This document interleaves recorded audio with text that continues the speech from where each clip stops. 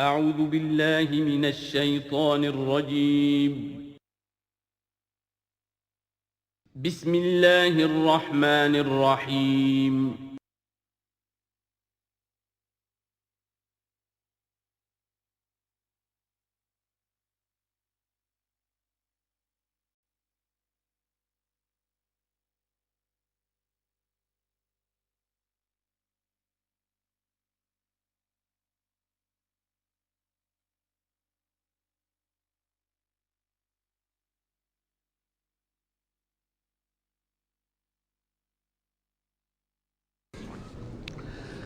اعوذ باللہ من الشیطان الرجیم بسم اللہ الرحمن الرحیم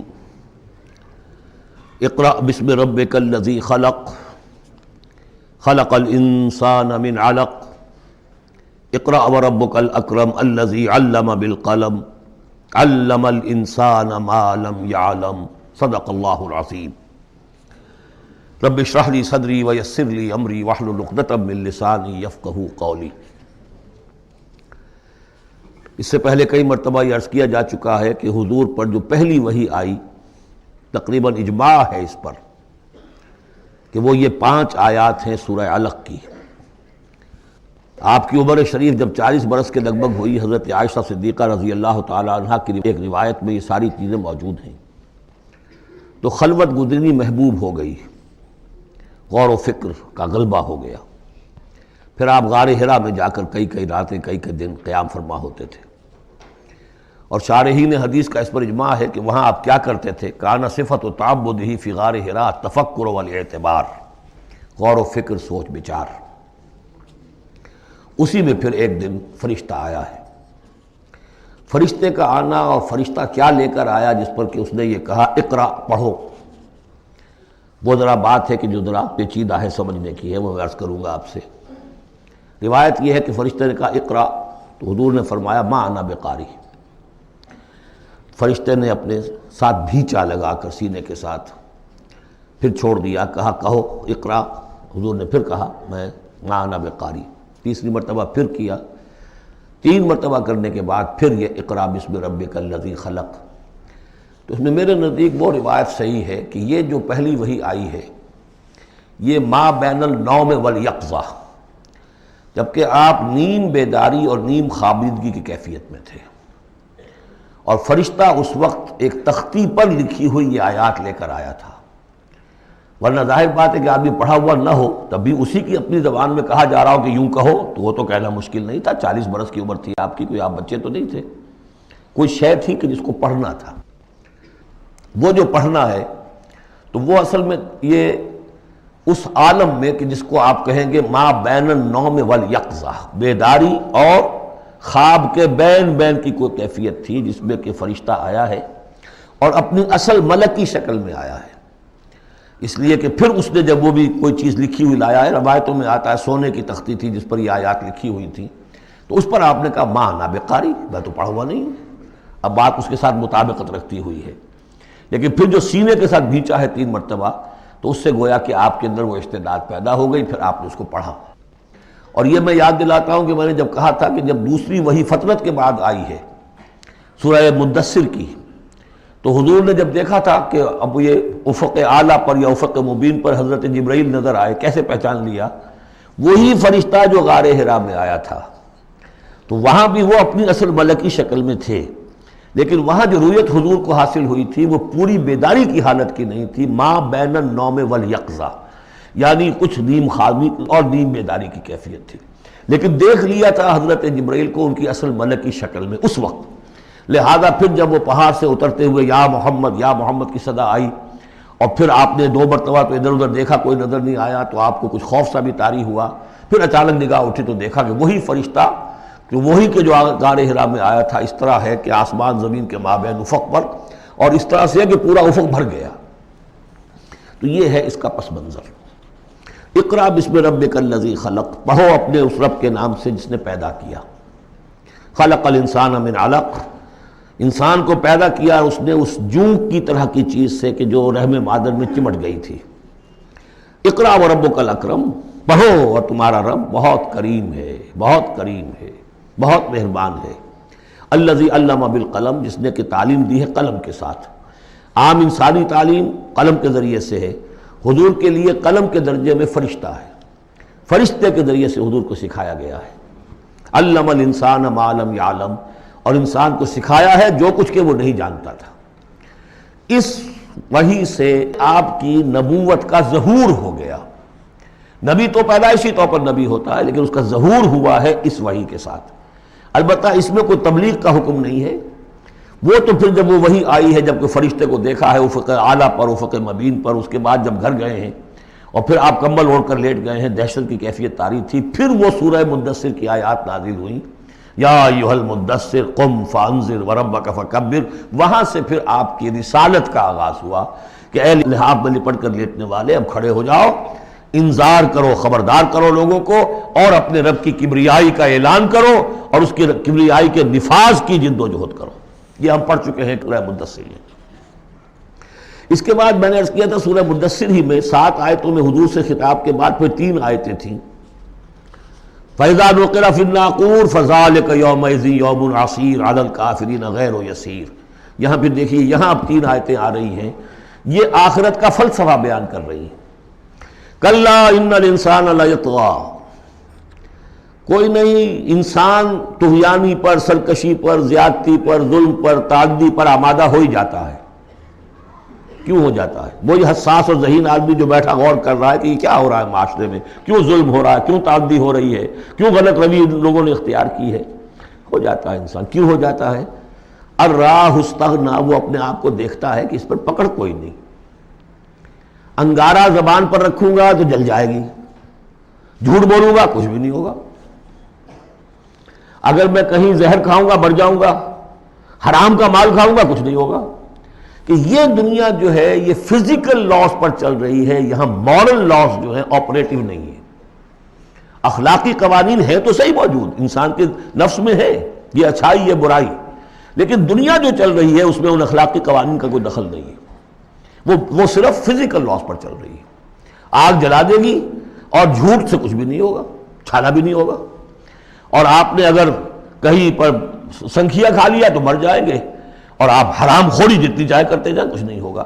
یہ جو ہے کہ moral law is not operative, جبکہ فزیکل لا آپریٹو ہے، اس وجہ سے انسان جو ہے سرکشی پر، تعدی پر آمادہ ہو جاتا ہے۔ اب اس کا علاج کیا ہے؟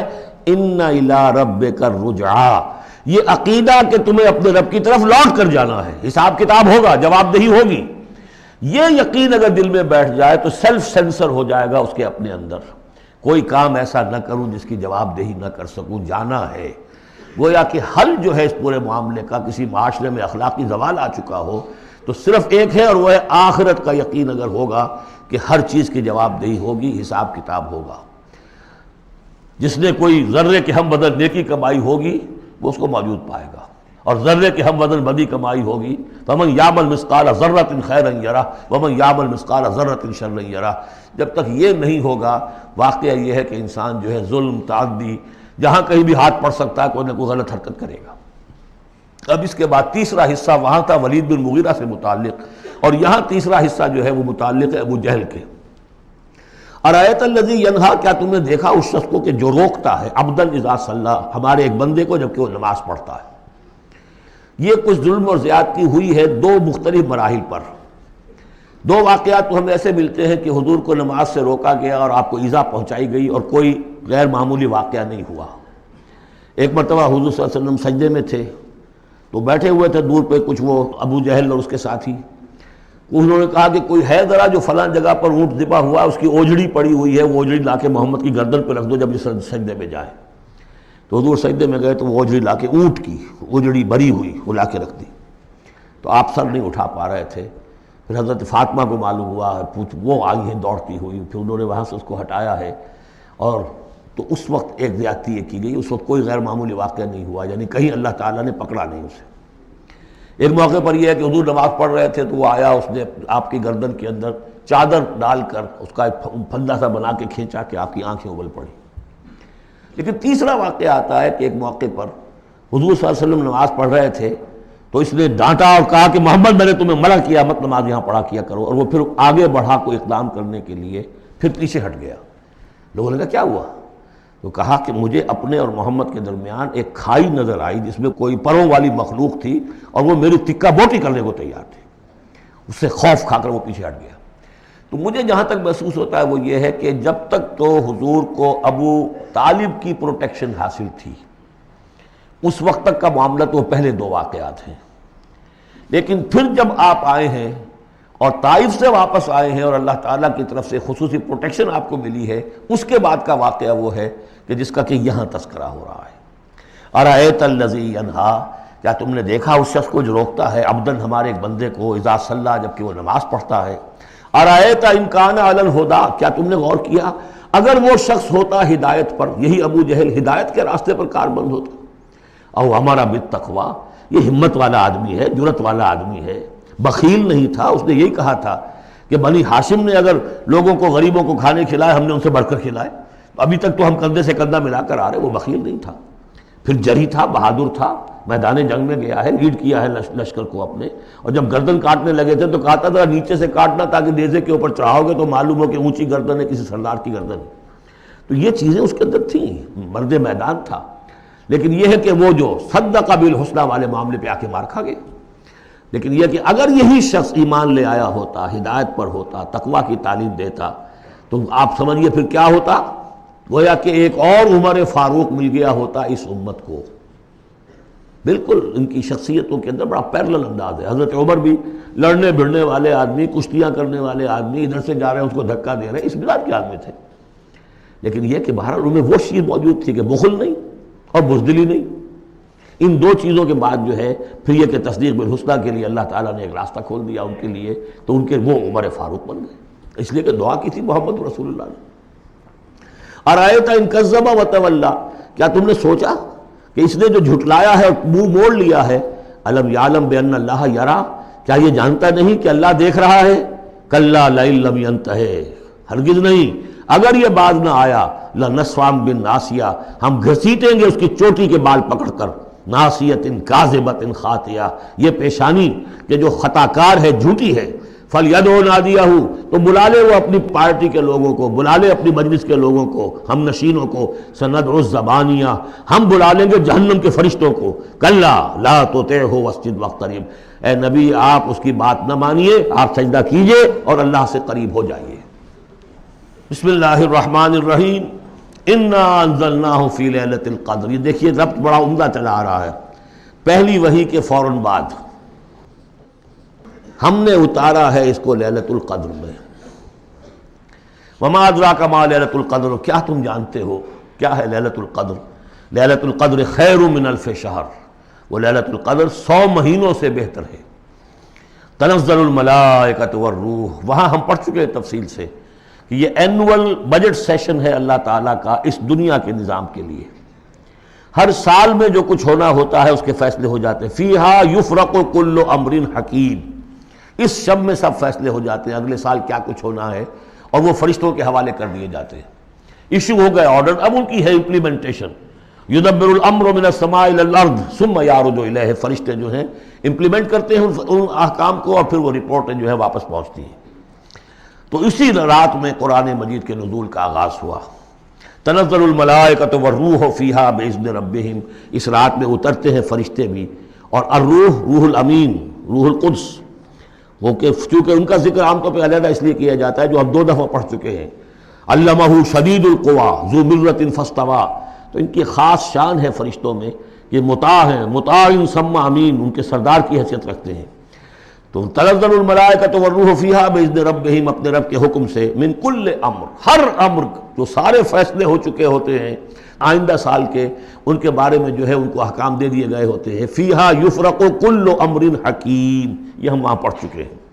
سلام، اور یہ رات جو ہے اللہ تعالیٰ نے پھر اس کی برکات ایسی رکھی ہیں کہ اگر اس میں کوئی شخص جو ہے اللہ کا خاص طور پر عبادت گزار بندہ جو ہے اس سے دعا کرے تو اللہ تعالیٰ اس دعا کو قبول کرتا ہے. عبادت کا جو اجر و ثواب ہے وہ اس ایک شب کا وہ 1000 مہینوں کے اجر و ثواب سے بڑھ جائے گا. ہی حتی مطلع الفجر، یہ فجر کے طلوع ہونے تک یہ رات ہے. اب اس کے بعد ایک سورت جو آ رہی ہے، اس کے بارے میں عام طور پر آپ کو لکھا ہوا مل جائے گا کہ یہ سورہ جو ہے یہ مدنیہ ہے. لیکن یہ کہ یہ اکثر سورتوں کے بارے میں یہ جو آخری ہیں ہر قرآن مجید میں کوئی نہ کوئی ایک رائے تو لکھی ہے، لیکن جب تفصیل دیکھتے ہیں تو بہت سی آراء ہیں اس میں، یہ کوئی ایک رائے نہیں ہوتی۔ میں نے جب تحقیق کی ہے تو حضرت عائشہ صدیقہ رضی اللہ تعالیٰ عنہ کے قول کے مطابق یہ صورت بھی مکی ہے، مدنی نہیں ہے۔ سورۃ البینہ، بسم اللہ الرحمن الرحیم، لم یکن الذین کفروا من اہل الکتاب والمشرکین منفکین حتی تأتیہم البینہ، نہیں تھے وہ لوگ جنہوں نے کفر کیا تھا اہل کتاب میں سے اور مشرکین میں سے کہ انہیں علیحدہ کر دیا جاتا یا باز آ جاتے، حتی تأتیہم البینہ، جب تک کہ ان کے پاس بینہ نہ آ جاتی ہے۔ ظاہر بات ہے کہ وہ گمراہی میں مبتلا تھے، کوئی بین چیز آئے، کوئی واضح چیز آئے جس سے کہ ان کو محسوس ہو جائے، شعور ہو جائے کہ ہم گمراہی پر ہیں۔ اور یا اس کا مفہوم یہ ہے کہ جب تک بین ان کے اوپر بات نہ آ جائے اس وقت تک انہیں کاٹا نہیں جا سکتا، انہیں اپنے سے علیحدہ نہیں کیا جا سکتا۔ منفک جو ہے یہ دونوں طریقے سے معنی دے گا۔ اب قابل غور کیا بات ہے، وہ بینہ کیا ہے؟ رسول من اللہ یتلو صحفا مطہرۃ فیہا کتب قیمہ، ایک رسول اللہ کی جانب سے جو تلاوت کرتے ہیں پاکیزہ اوراق کی، اور وہ فیہا، ان اوراق میں کیا ہے؟ بڑی مضبوط کتابیں لکھی ہوئی ہیں، احکام ہیں اللہ کے۔ کتاب کا لفظ خاص طور پر میں بتاتا آیا ہوں آپ کو کہ یہ احکام شریعت کے لیے آتا ہے۔ فیہا کتب قیمہ، یہ ہے وہ چیز کہ جب اللہ کا رسول اللہ کی کتاب لے کر آ جائے تو یہ بینہ اب ہو گئی، اب بات واضح ہو گئی، اب کسی شک و شبے کی گنجائش نہیں رہی۔ یہی سورہ طلاق میں ہم نے پڑھا تھا ذکرہ، قد انزلنا الیکم ذکرا رسولا یتلو علیکم آیاتہ، تو یہ جو ہے رسول جب تلاوت کرتا ہے، گویا کہ رسول اور کتاب مل کر بینہ بنے، اللہ کی کتاب اس کا معلم رسول مل کر بینہ بنے۔ اس اعتبار سے بینہ اور ذکرہ کی جو تعبیر ہوئی ہے اور اس کی ڈیفینیشن جو ہوئی ہے سورہ بینہ میں اور سورہ طلاق میں، وہ بہت اہم ہے۔ اب فرمایا وما تفرق الذین اوتوا الکتاب الا من بعد ما جاءتهم البینہ، یہ جن لوگوں کو کتاب دی گئی تھی انہوں نے جو پہلے بھی تفرقہ کیا ہے آپس میں، یہ جو بٹ گئے، یہ کوئی نصارہ بن گئے، کوئی یہودی بن گئے، پھر نصارہ میں نہ معلوم کتنے فرقے ہوئے اور یہودیوں میں کتنے فرقے ہوئے، یہ سارا تفرقہ ہوا کب؟ الا من بعد ما جاءتهم البینہ، مگر یہ کہ ان کے پاس بینہ آ چکی تھی، گویا کہ اس کے اب جرم کے وہ پورے طور پر اس کی سزا کے سزاوار ہو چکے۔ وما امروا، یہ آیت اس اعتبار سے بہت اہم ہے کہ دین کا پھر وہی خلاصہ جو ہم نے پڑھا تھا بہت ہی شد و بد کے ساتھ سورہ زمر میں، وہ پھر آ گیا۔ وما امروا الا لیعبدوا اللہ مخلصین لہ الدین حنفاء، اور انہیں حکم نہیں ہوا تھا مگر اس بات کا کہ بندگی کریں، پرستش کریں اللہ کی، لیکن اس کے لیے اپنی اطاعت کو خالص کرتے ہوئے۔ یہ نہیں کہ نماز تو اللہ کی پڑھ رہے ہیں لیکن یہ کہ اور کام اپنے نفس کی مرضی کے مطابق کر رہے ہیں، وہاں اللہ کے حکم کو ٹھکرا دیا ہے۔ کاروبار جو کر رہے ہیں وہ اور طریقوں سے کر رہے ہیں جو حرام ہے، تو یہ تو پھر بندگی نہ ہوئی۔ یہ تو وہ بات ہو گئی افتؤمنون ببعض الکتاب وتکفرون ببعض، کیا تم ہماری کتاب اور شریعت کے ایک حصے کو مانتے ہو اور ایک کو رد کر دیتے ہو؟ فما جزاء من یفعل ذلک منکم الا خزی فی الحیاۃ الدنیا، تو جو کوئی بھی تم میں سے یہ رویہ اختیار کرے گا اس کی کوئی سزا اس کے سوا نہیں ہے کہ دنیا میں ذلیل و خوار کر دیے جائیں، ویوم القیامۃ یردون الی اشد العذاب، اور قیامت کے دن بدترین عذاب میں جھونک دیے جائیں۔ دنیا کی رسوائی تو آج ہمارے ماتھے پر لکھی ہوئی ہے۔ 1.5 ارب انسان، 1.25 ارب تو کم سے کم ہے، 120-130 کروڑ سے کم نہیں آج مسلمان، عزت نام کی کوئی شے نہیں۔ عالمی معاملات میں وی ہیو نو سے، کسٹمی پرست کے بھیا کیس تھی، ہماری پالیسیاں کہیں اور بنتی ہیں، کہیں اور سے ہمارے بجٹ کے لیے انسٹرکشن کہیں اور سے آتی ہیں، اور تو اور بات ہے۔ تو وما امروا الا لیعبدوا اللہ مخلصین لہ الدین حنفاء، یکسو ہو کر پوری زندگی اللہ کے قانون کے تحت ہوگی تو پھر عبادت قبول ہوگی، ورنہ یہ جو ہے کہ کچھ اللہ کو دو اور کچھ قیصر والا قیصر کو دو، خدا والا خدا کو دو، یہ اسلام میں قابل قبول نہیں۔ اب اس کے بعد فرمایا وَيُقِيمُ الصَّلَاةَ وَيُؤْتُوا الزَّكَاةَ، اس کے علاوہ وہ نماز قائم کریں، زکوٰۃ ادا کریں۔ بندگی اور شے ہو گئی، نماز اور زکوٰۃ علیحدہ شے ہو گئی۔ بندگی تو اطاعت ہے، زندگی آمد برائے بندگی، زندگی بے بندگی شرمندگی۔ اس بندگی کے تقاضوں کو پورا کرنے کے لیے نماز دی گئی آپ کو، تاکہ آپ یاد تو کرتے رہیں، اللہ کو یاد تو کرتے رہیں، تاکہ وہ جو عہد کیا ایاک نعبد و ایاک نستعین دن میں 5 مرتبہ تازہ ہو جائے۔ اس کو حفیظ نے کہا ہے کہ سرکشی نے کر دیے دھندلے نقوش بندگی، آؤ سجدے میں گریں، لوح جبین تازہ کریں۔ یہ جو ہے اس کے اوپر دھندلے ہو گئے نقوش بندگی. نماز پڑھو تاکہ یہ بندگی کا نقش پھر اور چمک اٹھے. ایاک نعبد و ایاک نستعین کتنی مرتبہ دہراؤ گے سورہ فاتحہ کو ہر نماز میں تو تم اپنے عہد کو تازہ کر رہے ہو. اور زکوٰۃ دو. وذالک الدین القیمہ یہی ہے سیدھا دین، ہمیشہ کا دین. ان الذین کفروا من اہل الکتاب والمشرکین بے شک وہ لوگ جنہوں نے کفر کی روش اختیار کی، خواہ وہ اہل کتاب میں سے تھے یہود اور نصارہ، والمشرکین خواہ وہ مشرکین میں سے تھے، فی نار جہنم خالدین فیہا وہ ہوں گے جہنم کی آگ میں، اس میں ہمیشہ ہمیشہ رہیں گے. اولئک ہم شر البریہ یہ یقیناً بدترین خلائق ہے.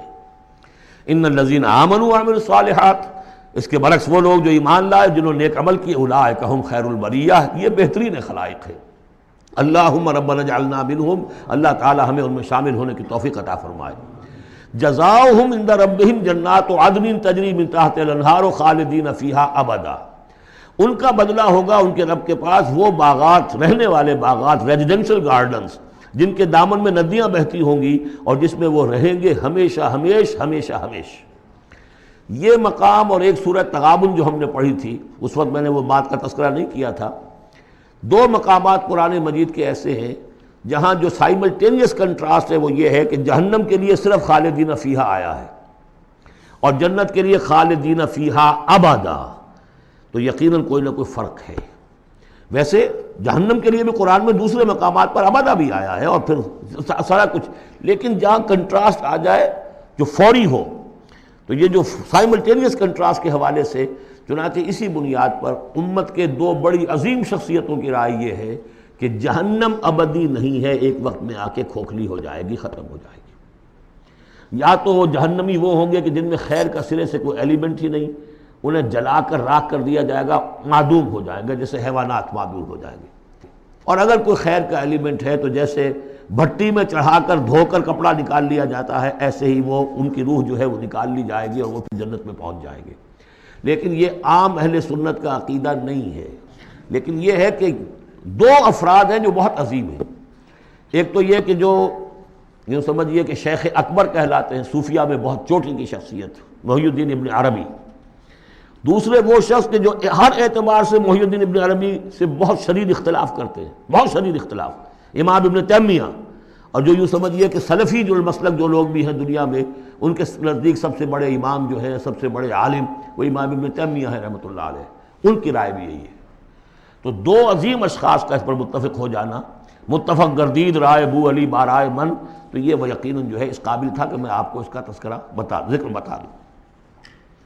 رضی اللہ عنہم یہ لوگ جو ہیں وہ لوگ کہ ان الذین آمنوا وعملوا الصالحات اولئک هم خیر البریہ جزاؤہم عند ربہم جنات عدن تجری من تحتہا الانہار خالدین فیہا ابدا رضی اللہ عنہم ورضوا عنہ.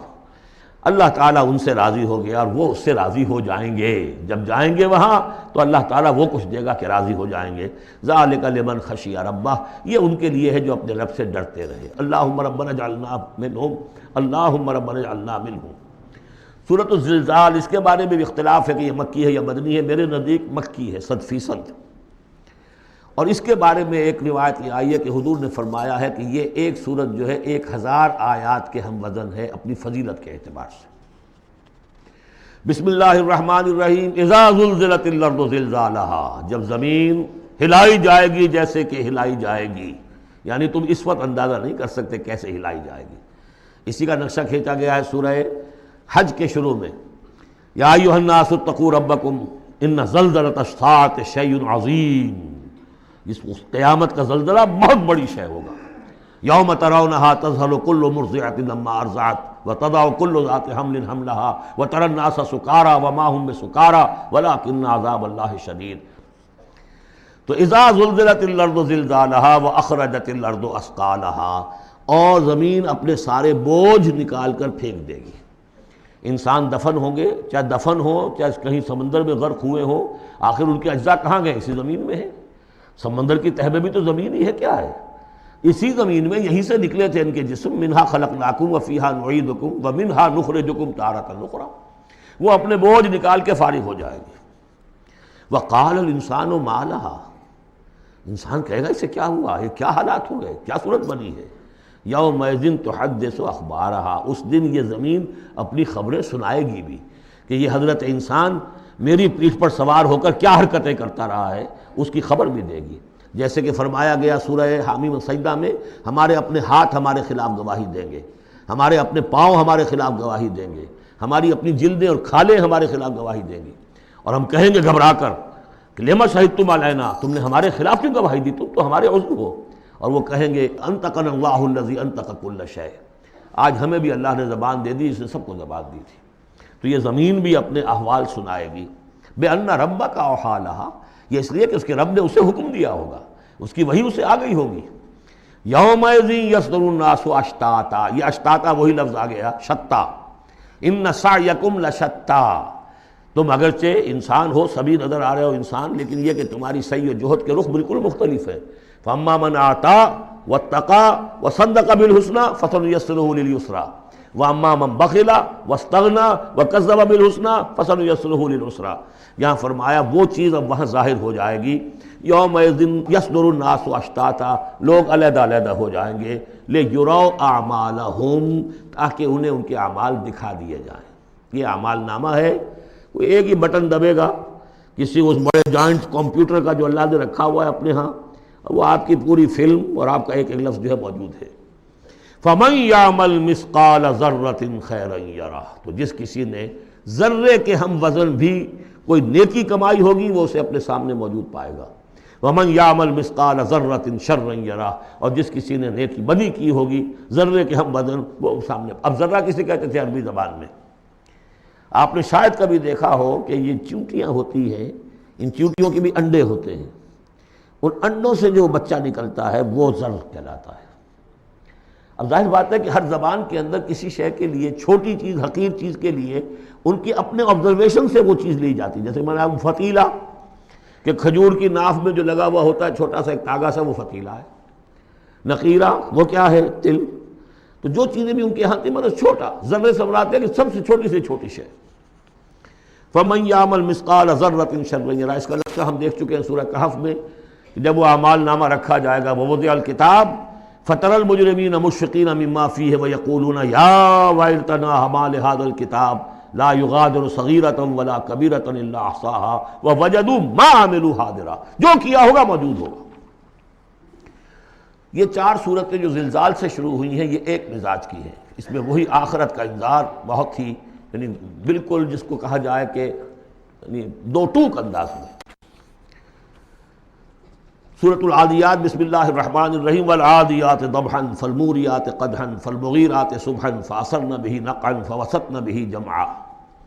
یہ پانچویں اور آخری صورت ہے اس اسلوب کی جو صافات سے شروع ہوا تھا. والصافات صفا فالزاجرات زجرا، پھر آئی والزاریات ذروا، اور پھر اس کے بعد آئی والمرسلات عرفا، پھر آئی والنازعات غرقا، اور یہ آخری ہے والعادیات ضبحا. اور ان قسموں کے بارے میں بھی اجماع ہے، ان کے معنی میں کوئی اختلاف نہیں ہے. وہ گھوڑے کے جو دوڑتے ہیں ہانپتے ہوئے، قسم ہے ان گھوڑوں کی، یا گواہ ہیں وہ گھوڑے جو دوڑتے ہیں ہانپتے ہوئے. فالموریات قدحا، پھر وہ اپنے سموں سے چنگاریاں نکال رہے ہوتے ہیں. جب وہ کسی پتھر کے ساتھ ٹکراتے ہیں تو چنگاری نکلتی ہے. فالموریات قدحا فالمغیرات صبحا، اور پھر وہ الصبح in the small hours of the morning جا کر غارت گری کرتے ہیں. یہ عربوں کا جو کلچر تھا، ان کی جو تہذیب تھی، لوٹ مار، اور لوٹ مار کے لیے ان کا وقت مقرر تھا small hours of the morning, جبکہ بہت سکون سے لوگ سوئے ہوئے ہیں، ٹھنڈی ٹھنڈی ہوا چل رہی ہوتی ہے، بہت ہی مریض کو ساری رات بھی اگر نیند نہ آئی ہو تو اس وقت آ جاتی ہے. وہ وقت ایسا ہوتا ہے. اس میں جاتے تھے وہ برق رفتاری کے ساتھ گھوڑوں پر جا کر لوٹ مار کیا، قتل کیا، اور پھر بھاگے وہاں سے. یہ ان کا عام جو ہے کلچر ہے. لیکن اس میں استعمال کون ہو رہا ہے؟ گھوڑا. اچھا یہ گھوڑا جو ہے پھر ان کی جنگوں میں بھی استعمال ہوتا تھا، جبکہ آمنے سامنے جنگیں ہیں، وہ جنگوں کے اندر جاتا تھا، حالانکہ اس کی تو کسی سے لڑائی نہیں ہے، وہ صرف اپنے مالک کی وفاداری کر رہا ہے، جو اسے کچھ کھلا دیتا ہے، کوئی دانہ ڈالتا ہے، کوئی کبھی اس کے جو ہے وہ مالش کر دیتا ہے، اس کا اتنا وفادار ہے کہ فرمایا فالمغیرات صبحا فاثرن به نقعا، اور پھر جا کر وہ گرد اٹھاتا ہوا دوڑ کر جاتا ہے فوسطن به جمعا، اور جمعیت کے اندر گھس جاتا ہے. آپ کو معلوم پچھلی زمانوں میں کیا ہوتا تھا؟ لے کر نیزہ اور یا کوئی اور شے جو ہے وہ سوار گھوڑے کو لے کر دوڑا ہے، کس میں؟ دشمن کے اندر صفوں میں گھس رہا ہے، اور تیر آ رہا ہے، گھوڑا مر رہا ہے، ہوتا ہے، تلوار لگی ہے، گھوڑا مر گیا ہے. تو گھوڑا یہ رزق کیوں لے رہا ہے؟ یہ ہے اصل میں اس صورت کی جو اصل مرکزی بات ہے، محض یہ بات، انسان جو اس کا مالک ہے اس کا خالق نہیں ہے، صرف یہ ہے کہ اسے دانہ ڈالتا ہے، اسے گھر پہ باندھتا ہے، اس کی سیوا کرتا ہے۔ اس صرف دانہ دینے اور سیوا کرنے پر اس کے اندر اتنی وفاداری ہے کہ وہ اپنے مالک کی ذرا سی ایڑ کی تھوڑی سی اس کا اشارہ ہوتا ہے اور ہوا کی طرح بات کرتا ہے، جہاں اس کو حکم ہوتا ہے وہ دوڑتا ہے، اپنی جان جوکھوں میں ڈالتا ہے۔ اب فرمایا ان الانسان لربہ لکنود، لیکن یہ انسان اپنے رب کا بڑا ناشکرا ہے۔ وہ جو کھلاتا ہے، پلاتا ہے، رزق دیتا ہے، جو خالق ہے، یہ وفاداری اللہ کے لیے انسان میں نہیں۔ کتے کی وفاداریاں دیکھو، گھوڑوں کی وفاداریاں دیکھو، ان میں کتنی وفاداری ہوتی ہے۔ والعادیات ضبحا فالموریات قدحا فالمغیرات صبحا فاثرن بہ نقعا فوسطن بہ جمعا ان الانسان لربہ لکنود۔ کنٹراسٹ، ایک اس کا طرز عمل ہے، ایک اس انسان کا طرز عمل ہے۔ وَإِنَّهُ عَلَىٰ ذَلِكَ لَشَهِيدٌ بَلِ الْإِنسَانُ عَلَىٰ نَفْسِهِ بَصِيرًا، سورہ قیامہ میں جو ہم نے پڑھا ہے اسے خود بھی معلوم ہے کہ میں ناشکری کر رہا ہوں۔ وَإِنَّهُ لِحُبِّ الْخَيْرِ لَشَدِيدٌ، لیکن یہ مال اور دولت کی محبت میں بہت شدید ہو جاتا ہے، مال اور محبت کی دولت کی وجہ سے حرام حلال کی تمیز ہٹا دیتا ہے، حالانکہ اس کا نفس ملامت کرتا ہے۔ لا اقسم بیوم القیامہ ولا اقسم بالنفس اللوامہ، وہ اللہ تعالیٰ کی نشانیوں میں سے ایک نشانی ہے انسان کے اپنے اندر۔ افلا یعلم اذا بعثر ما فی القبور، تو کیا اسے یہ معلوم نہیں ہے کہ جب زمین میں جو کچھ ہے، قبروں میں جو کچھ ہے، تلپٹ کر دیا جائے گا، انہیں نکال لیا جائے گا، وحصل ما فی الصدور، اور جو کچھ ان کی سینوں میں چھپا ہوا ہے وہ بھی نکال لیا جائے گا۔ ان ربہم بہم یومئذ لخبیر، یقیناً اس دن ان کا رب ان سے پوری ان کی باتیں جو ہیں ان سے باخبر ہوگا، ان کی خبر لے لے گا اور ان سے حساب کتاب لے لے گا۔ اللہم ربنا حاسبنا حسابا یسیرا، ان صورتوں کے آخر میں یہ دعا، اللہ تعالی ہم سے آسان حساب لیجو۔ سورۃ القارعہ، یہ وہ انداز ہے الحاقہ ملحاقہ والا۔ بسم اللہ الرحمن الرحیم، القارعہ ملقارعہ وما ادراک ملقارعہ، وہ کھڑکھڑانے والی، وہ کیا ہے وہ کھڑکھڑانے والی؟ قرع کہتے ہیں دروازے پر آ کر زور زور سے کوئی مکے مار رہا ہے دروازہ کھلوانے کے لیے، کسی نے سنا نہیں ہے مار رہا ہے، قرع یہ ہے۔ القارعہ، جب وہ آئے گی قیامت تو گویا کہ اس پوری دنیا کو کھڑکھڑائے گی۔ ملقارعہ وما ادراک ملقارعہ، یوم یکون الناس کالفراش المبثوث، جس دن انسان ایسے ہوں گے جیسے پتنگے ہوتے ہیں بکھرے ہوئے۔ وتکون الجبال کالعہن المنفوش، اور پہاڑ ایسے ہو جائیں گے جیسے روئی یا اون ہو دھنکی ہوئی۔ فاما من ثقلت موازینہ، تو پھر جن لوگوں کے نیکیوں کے پلڑے بھاری ہوں گے۔ اصل میں دو شکلیں ہیں میزان کی، ایک میزان ہوتی ہے ترازو جس کے دو پلڑے ہیں، ایک ہے سپرنگ بیلنس، وہ ایک ہی پلڑا ہے اس کے اندر، تو وہ تو اس کے اندر جو بھی سپرنگ ہے وہ بتاتا ہے کہ یہ اس کا وزن کتنا ہے۔ تو دو رائے ہیں، ایک تو یہ ہے کہ موازین سے مراد یہ کہ صرف نیکی کا وزن کیا جائے گا اور دیکھا جائے گا وہ ریکویزٹ لیول تک ہے یا نہیں، تو اس کی جو موزون ہے نیکیوں کے موازین، وہ اگر بھاری ہے ایک معیار ہوگا، اور معیار بھی ہوگا ہر شخص کا انڈیویجول، لا نکلف اللہ نفسا الا وسعہا۔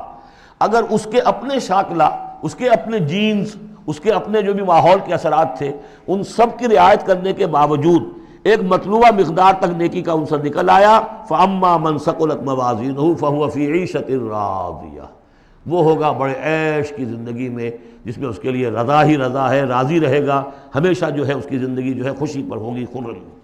وَأَمَّا مَنْ خَفَّتْ مَوَازِينُهُ، جس کے وہ نیکیوں کے پلڑے جو ہے ہلکے ہوئے، فَأُمُّهُ هَاوِيَةٌ، تو اس کا ٹھکانہ ہے ایک گڑھا۔ وَمَا أَدْرَاكَ مَا هِيَ، اور جانتے وہ گڑھا کیا ہے؟ نارٌ حامیہ، آگ ہے دہکتی ہوئی۔ اللہم اجرنا من النار یا مجیرو یا مجیرو یا مجیر۔ سورۃ التکاثر، بسم اللہ الرحمن الرحیم۔ الہاکم التکاثر، تمہیں غافل کیے رکھتی ہے بہتات کی طلب، اور چاہے اتنا مال ہے، اتنی دولت ہے کہ 10 نسلوں کے لیے کافی ہو جائے، لیکن یہ کہ انسان کی طبیعت اس سے بڑھتی نہیں، اور چاہے بڑے میاں کی ٹانگیں قبر میں لٹکی نظر آ رہی ہوں دنیا کو، لیکن وہ دولت کی حرص ختم نہیں ہوتی۔ الہاکم التکاثر، تمہیں یہ کثرت اور یہ غافل کیے رکھتی ہے۔ حتیٰ زرتم المقابر، یہاں تک کہ تم قبروں تک پہنچ جاتے ہو، اس وقت تک یہ بات ختم نہیں ہوتی۔ یعنی یہ ہوس جو ہے انسان میں، دولت کی لالچ اور دولت کی محبت، اس کو بھرتی ہے تو قبر کی مٹی سے وہ بھری جاتی ہے، کسی اور مقدار سے دنیا میں یہ ہوس نہیں بھرتی۔ اور یہ سورہ حدید کی وہ آیت یاد کر لیجئے، اعلموا انما الحیات الدنیا لعب ولہو وزینۃ وتفاخر بینکم وتکاثر فی الاموال والاولاد۔ وہ آخری سٹیج ہے انسانی زندگی کی، اور یہ موت تک ختم نہیں ہوتی۔ کلا سوف تعلمون، کوئی نہیں، اس وقت تمہیں معلوم ہو جائے گا، حقیقت کھل جائے گی۔ ثم کلا سوف تعلمون، پھر کوئی بات نہیں، ابھی تم رہو اس غفلت میں، اس بدہوشی میں رہو، کوئی بات نہیں۔ ثم کلا سوف تعلمون، حقیقت ایک دن آئے گا کہ مبرہن ہو کر سامنے آ جائے گی۔ جیسے سورہ جمعہ میں پڑھا تھا ہم نے کہ اے نبی سے کہہ دیجئے کہ اگر تم موت سے بھاگ رہے ہو تو موت خود آ کر تم سے ملاقات کر لے گی، تم چاہے نہ بھی چاہو وہ تو آ جائے گی، تو وہ حقائق تم پر ہو جائیں گے۔ یہ بالکل ایسے ہی ہے جیسے کہ آخری پارے کی پہلی سورت، عما یتساءلون عن النبأ العظیم الذی ھم فیہ مختلفون کلا سیعلمون ثم کلا سیعلمون کلا لو تعلمون علم الیقین، کوئی نہیں، کاش کہ تم جان جاتے یقین والا علم، یہ یقینی علم ہے، کاش کہ ہو جاتا۔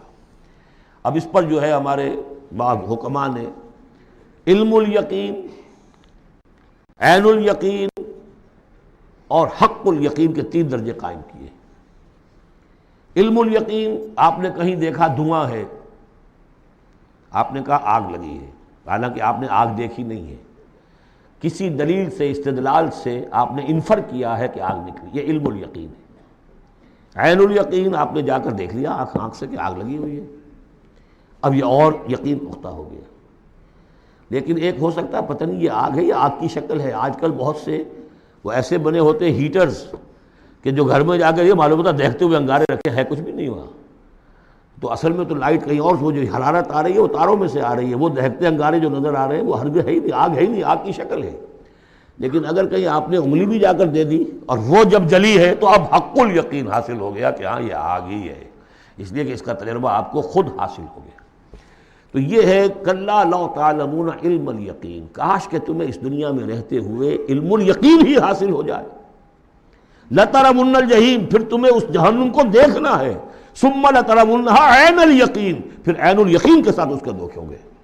ثم لتسألن یومئذ عن النعیم، پھر اس دن تم سے سوال کیا جائے گا، پوچھا جائے گا کیا کیا نعمتیں ہم نے تمہیں دی تھی اور تم نے وہاں کیا کیا ہے۔ اب آ گئی وہ صورت جو قرآن مجید کے مختصر ترین صورتوں میں سے ہے لیکن جامع ترین صورتوں میں سے ہے، سورۃ العصر، جس کے بارے میں امام شافعی کے 2 اقوال ہیں۔ ایک یہ کہ لو لم ینزل من القرآن سواہا لکفت الناس، اگر سوائے اس ایک صورت کے کوئی اور چیز نازل نہ ہوتی قرآن میں، یہ لوگوں کی ہدایت کے لیے کافی تھی۔ لو تدبر الناس هذه السورة لوسعتهم، اگر لوگ اس پر تدبر کریں، غور و فکر کریں۔ ہمارا جو منتخب نصاب مطالعہ قرآن حکیم کا، اس کا نقطہ آغاز یہ صورت ہے۔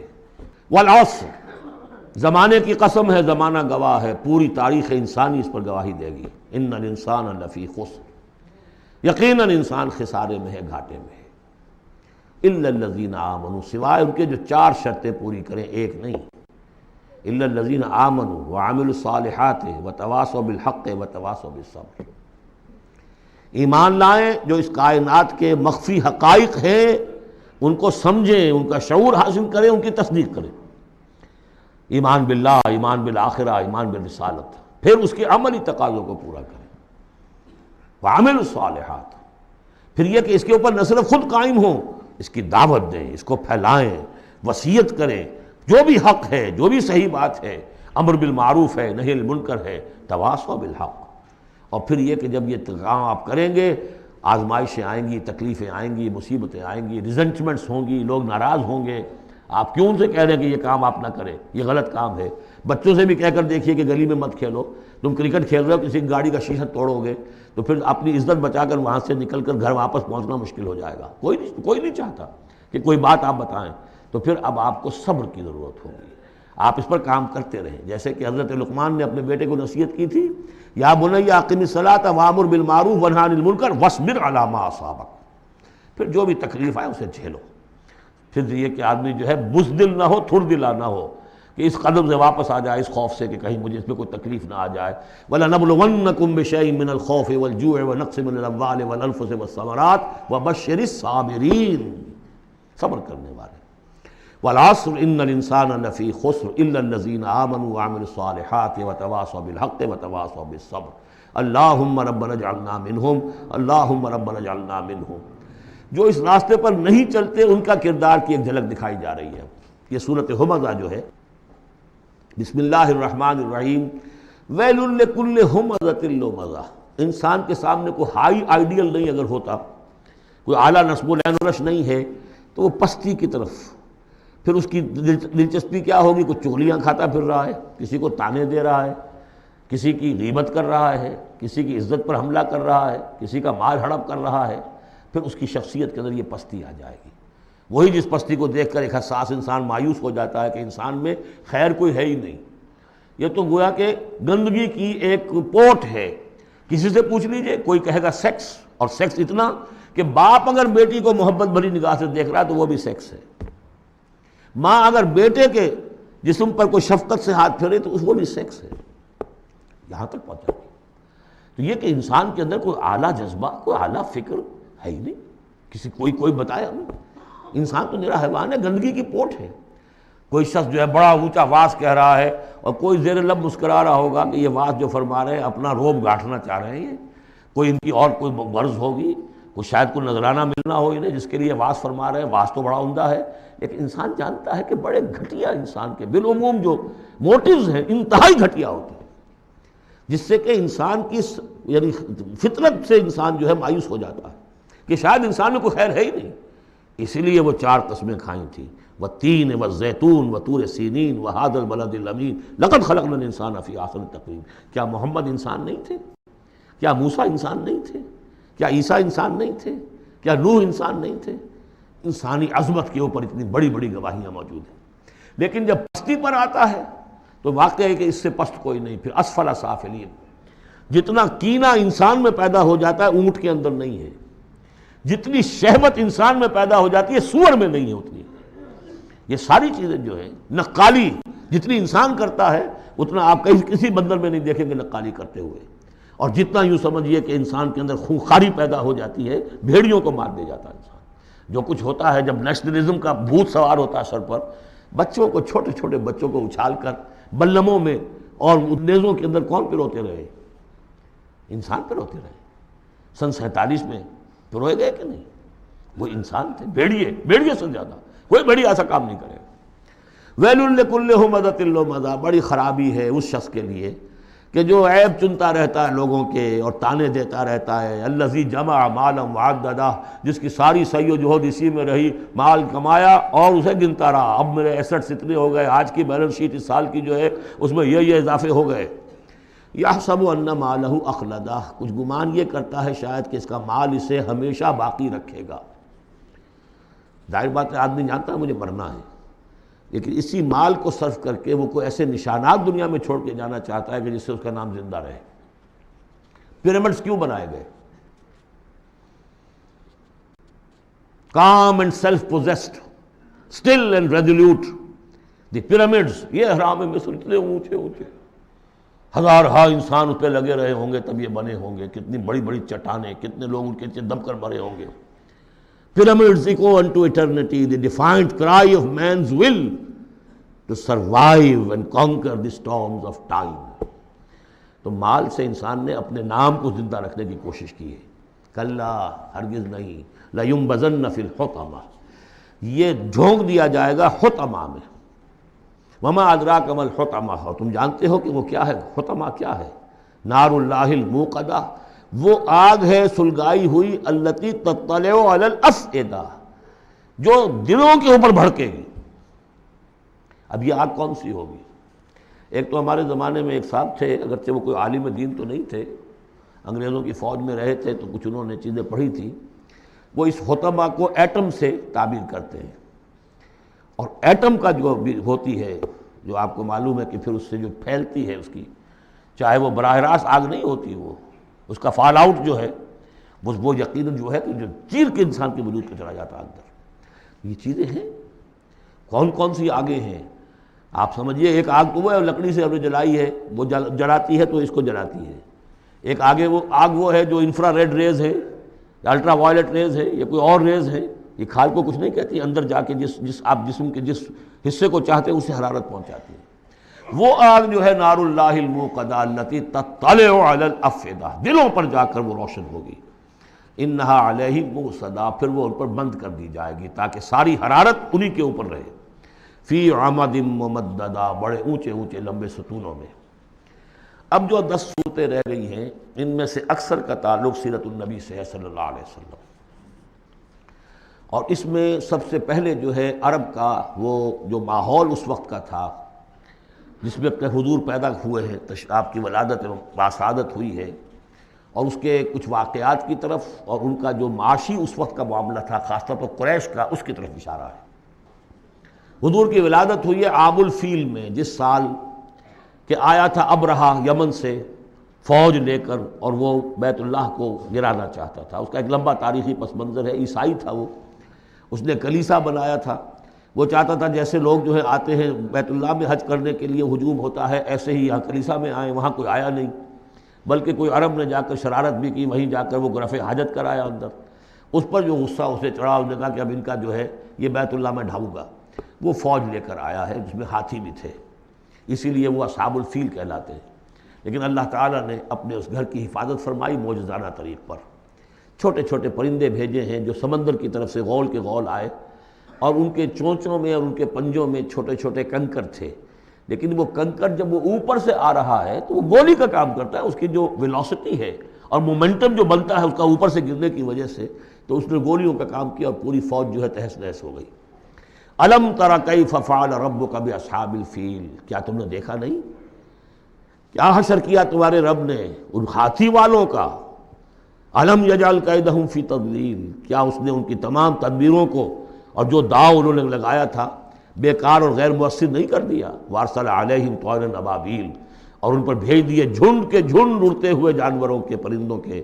ترمیہم بحجارۃ من سجیل، جو ان کو رمی کرتے تھے. یہ رمی کی یادگار در حقیقت اسی کی ہے جو حج میں جا کے کی جاتی. ترمیہم رمی، وہ ان کو مارتے تھے. بحجارۃ من سجیل، کنکریاں، وہی کنکریاں سنگ گل، یہ معرب ہے فارسی سے. وہ چھوٹی کنکریاں جو ریت کی بنی ہوتی ہیں. کہیں اگر صحرا میں ہلکی سی بارش ہو جائے تو ایک ایک قطرے کے ساتھ تھوڑی سی جو اس کا ریت مل جائے گی، پھر اس پر دھوپ پڑی اور وہ پک گئے. وہ کنکریاں کہلاتی ہیں سنگ گل، مٹی کی کا بنا ہوا پتھر. وہ کنکریاں ہیں کہ جو ماری گئی ہیں. فجعلہم کعصف معقول، پھر انہوں نے کر دیا انہیں ایسا جیسے کہ بھس جو کہ کھایا گیا ہو. جانوروں کے آگے آپ نے چارہ ڈالا، وہ کھا لیا، پھر کو جو کچھ پڑا رہ جاتا ہے ادھر ادھر اس طرح کا کر دیا، ان کا نام و نشان مٹا دیا. اور یہ سن ہے جس میں کہ حضور کی پیدائش ہوئی ہے. بعض لوگوں کا بعض روایات سے معلوم ہوتا ہے کہ 50 دن بعد، اور بعض کا کہنا یہ کہ نہیں عین اسی دن ولادت ہوئی ہے حضور کی صلی اللہ علیہ وسلم. تو یہ ایک اہم واقعہ تھا سیرت النبی کے، گویا کہ آپ کے عین ولادت سے گویا کہ جو متصل ہے.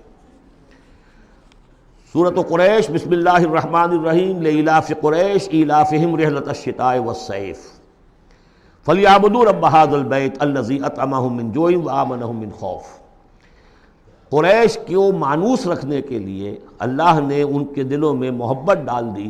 رحلۃ الشتاء والصیف، سفر کی سردیوں میں بھی اور گرمی میں بھی.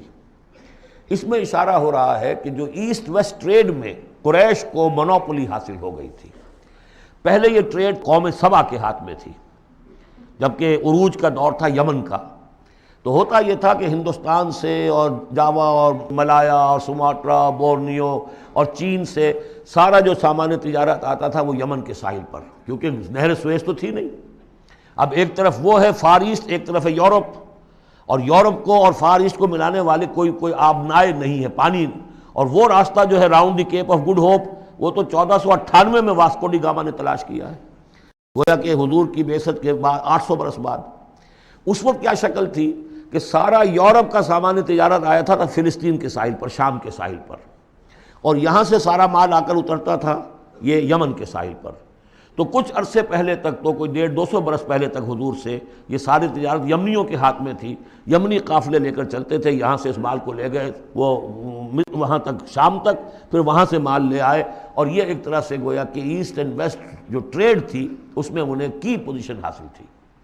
پھر جب سیل العرم آیا ہے، ان پر سیلاب آیا ہے، وہ تباہ و برباد ہو گئے، تو پھر یہی ایسٹ ویسٹ ٹریڈ جو ہے یہ قریش کے ہاتھ میں آ گئی، اور ان کو خاص طور پر پروٹیکشن یہ حاصل تھی کہ چونکہ یہ خانہ کعبہ کے متولی تھے اور وہاں تمام قبیلوں کے بت رکھے ہوئے تھے، گویا کہ سب کے خدا ہاسٹیج تھے ان کے پاس، لہذا ان کے قافلے پر کوئی حملہ نہیں کر سکتا تھا، کسی اور کا قافلہ بچ کے جا نہیں سکتا، اس قافلے کو لوٹتے تھے بدو، اور اس کو جو ہے کوئی حفاظت نہیں ہوتی تھی، لیکن قریش کا قافلہ بدو دور رہتے تھے کہ یہ تو خانہ کعبہ کے متولی ہیں، اور اگر ہم نے ان کا قافلہ لوٹا یہ ہمارا بت اٹھا کے پھینک دیں گے باہر وہ خانہ کعبہ سے، اس لیے انہیں اس خانہ کعبہ کی وجہ سے وہ پوزیشن حاصل ہوئی کہ انہیں تونگری اور دولت مندی حاصل ہو گئی، اور پھر یہ ایسا کرتے تھے، سردیوں کے زمانے میں یہ اپنا چکر لگاتے تھے یمن کا، اور گرمیوں کے زمانے میں جاتے تھے شام کی طرف، فلسطین کی طرف، کیونکہ وہ گرم علاقہ ہے تو وہ سردیوں میں، اور یہ چونکہ زیادہ ٹھنڈا علاقہ تھا وہ گرمیوں میں۔ لإلاف قریش، اس واسطے کے مانوس رکھا قریش کو، الافہم رحلۃ الشتاء والصیف، ان کے دلوں میں وہ الاف سے مراد کیا ہے کہ سفر جو ہے ان کا جاڑے کا اور گرمی کا، اس سے ان کو گویا کہ مانوس کر دیا۔ فَلْيَعْبُدُوا رَبَّ هَٰذَا الْبَيْتِ، پس انہیں بندگی کرنی چاہیے، پرستش کرنی چاہیے اس گھر کے مالک کی، اس گھر کے رب کی۔ انہوں نے یہاں لا کے 360 بت رکھ دیے ہیں، انہیں چاہیے تھا کہ خلوص اور اخلاص کے ساتھ جو اس گھر کا اصل مالک ہے، جس کی توحید کے لیے یہ مرکز بنایا تھا ابراہیم نے، ان کے جد امجد نے، اور کہا تھا کہ ربنا لیقیموا الصلاۃ، تیری نماز قائم کرنے کے لیے میں نے یہ گھر بنایا ہے، تو اس کو انہوں نے جو ہے اس کو بت قدہ بنا دیا۔ دنیا کے بت قدوں میں پہلا وہ گھر خدا کا، ہم اس کے پاسباں ہیں، وہ پاسباں ہمارا۔ تو کرنا یہ چاہیے تھا الذی اطعمہم من جوع، جس نے کہ انہیں طعام پہنچایا اور بھوک سے نجات دی، انہیں غذا دی، انہیں دولت دی، وآمنہم من خوف، اور ان کو امن دے دیا ہے خوف سے کہ ان کے قافلوں کے اوپر کسی حملے کا خوف اور اندیشہ نہیں ہوتا۔ عرب میں جو بھی اخلاقی اب معاملہ ہو چکا تھا اس وقت جب کہ حضور کی بعثت ہوئی ہے، اس کا نقشہ اب آ رہا ہے سورۃ الماعون میں۔ یعنی یہ کہ ایسا نہیں تھا کہ سرے سے ان کے ہاں کوئی ویلیوز رہی نہ ہوں، لیکن یہ کہ تلپٹ ہو جاتی ہیں ویلیوز، اور یہ کہ کچھ چیزیں ہوتی ہیں کہ جن کی حقیقت نہیں رہتی، صرف ان کی رسم رہ جاتی ہے۔ جیسے آج ہمارا حال ہے، رہ گئی رسم اذاں روح بلالی نہ رہی، فلسفہ رہ گیا تلقین غزالی نہ رہی۔ تو ان کے ہاں بھی یہ آ چکا تھا کہ اب وہ چونکہ جزا و سزا کے تصور سے محروم ہو چکے تھے، لہذا ارأیت الذی یکذب بالدین، کیا تم نے دیکھا اس شخص کو جو جزا و سزا کا انکاری ہے؟ کوئی جزا سزا نہیں، کوئی باعث بعد الموت نہیں، ان ہی الا حیاتنا الدنیا نموت و نحیا وما یہلکنا الا الدہر، اس دنیا کی زندگی کے سوا کوئی زندگی نہیں، ہم خود مرتے ہیں خود جیتے ہیں، اور ہلاک کرنے والی شے گردش افلاک کے سوا اور کوئی نہیں، ہم کوئی خدا کو نہیں مانتے۔ ایسے لوگ بھی تھے ان میں۔ ظاہر بات ہے کہ اس شخص کا کردار کیسا ہو جائے گا جو جزا و سزا کا منکر ہے؟ وہ تو یہی ہوگا بابر بعیش کوش کہ عالم دوبارہ نیست، جب کوئی اور زندگی دوبارہ ہے ہی نہیں، یہی زندگی ہے، کھاؤ پیو عیش کرو، جہاں ہاتھ پڑ سکتا ہو ڈالو، جو چیز حاصل کر سکتے ہو کر لو، کیوں جھجک رہے ہو کہ یہ برا ہے اور یہ اچھا ہے اور یہ جائز ہے اور یہ ناجائز ہے؟ پھر تو طریقہ یہی ہوگا۔ تو وہ کردار کیا بنتا ہے اگر جزا و سزا کا انکاری ہوگا انسان، تو کردار کیا بنے گا؟ فَذَلِكَ الَّذِي يَدُعُّ الْيَتِيمَ، وہی ہے کہ جو یتیم کو دھکے دیتا ہے۔ کیوں کھلائے یتیم کو؟ کون سا فائدہ ہے اسے سے؟ وَلَا يَحُضُّ عَلَىٰ طَعَامِ الْمِسْكِينِ، اور کسی مسکین کو کھانا کھلانا خود تو درکنار، کسی اور کو بھی اس کے لیے کوئی تلقین کرنے کو تیار نہیں، اس لیے کہ اندیشہ یہ ہے کہ میں اسے تلقین کروں گا تو پلٹ کر مجھ سے نہ کہے کہ تم کیوں نہیں کھلاتے۔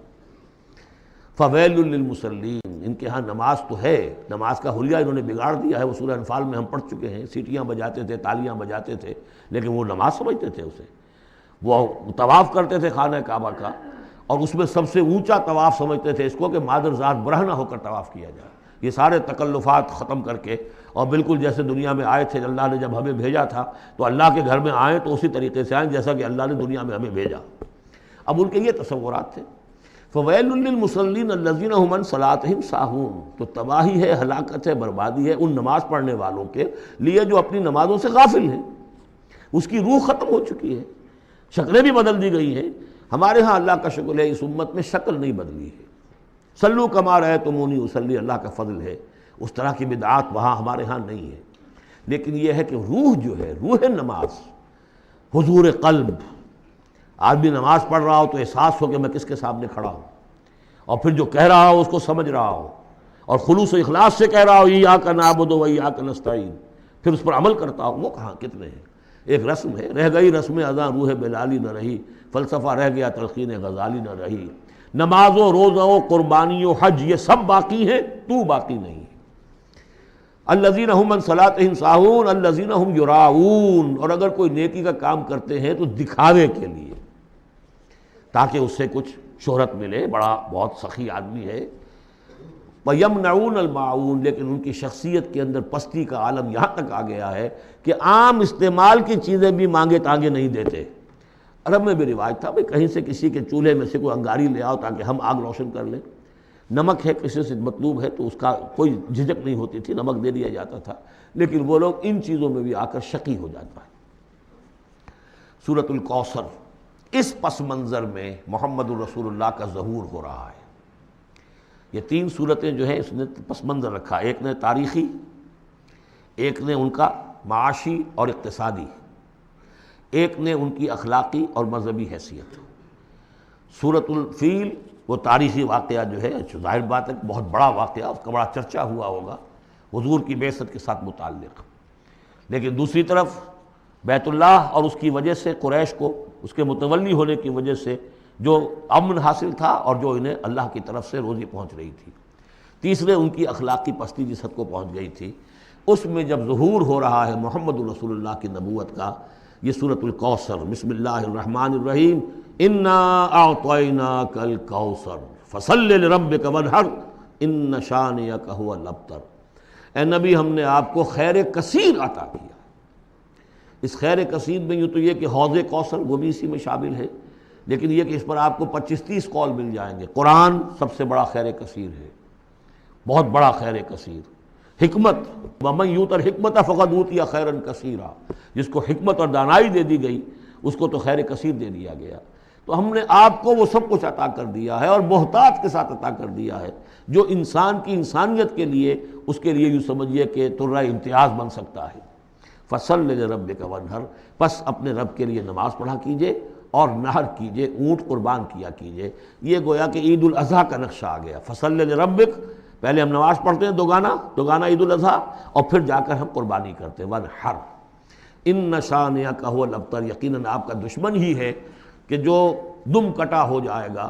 اس کا پس منظر یہ ہے کہ جب حضور کے ایک صاحبزادے بچپنی میں فوت ہو گئے تو کچھ جو کفار تھے مکے کے، انہوں نے بڑی خوشیاں منائیں کہ ایک ہی بیٹا تھا، باقی تو ان کی بیٹیاں ہیں۔ آپ کو معلوم ہے کہ 4 بیٹیاں تھیں حضور کی صلی اللہ علیہ وسلم، لیکن یہ کہ بیٹا جو تھا وہ ایک ہی تھا، وہ اللہ نے اٹھا لیا، تو بڑے خوشیاں منائی گئیں کہ یہ تو اب دم کٹا جیسے ہوتا ہے جس کا کوئی پیچھے نام نہ رہ جائے۔